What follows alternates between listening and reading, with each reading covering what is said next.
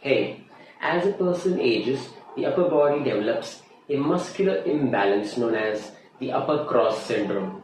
This creates tightness and hyperactivity in the muscles of the backside of the neck and backside of the head, which are basically the suboccipital muscles and occipital muscles. These muscles get too active and their size increases, and that is what causes the aged look of the head and the neck.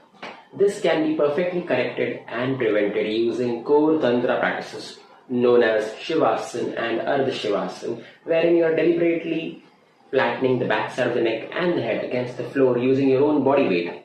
And you're doing that by straightening the elbows and pressing the palms together like this. Of course, this requires a certain lightness and proportion in the lower body with respect to the upper body, which can be achieved through other Tantra practices which I've already spoken about in my previous videos.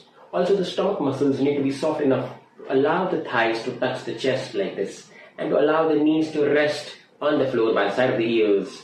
And once you are able to master this, you'll be able to do more advanced practices like the Tejasana, which would further stretch the occipital muscles, which is the muscles of the skull, which will perfectly prevent the aging of those muscles.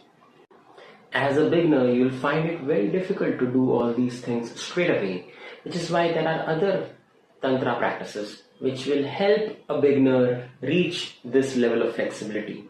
Practices like Karmasana, which is something that everyone can do, wherein you are basically doing the same thing, pressing the palms together and straightening the elbows at the same time. You're basically doing that by interlocking the fingers behind the torso. And then when you're lengthening and relaxing the neck in all the four directions while maintaining that position of the palms and the elbows. That is, the palms should remain together and the elbows should remain straight as you lengthen the neck towards the left, the right, the downward and the upward direction. The details of this practice are already there in one of my YouTube channel videos. You can check that out in order to know how to practice this karmas.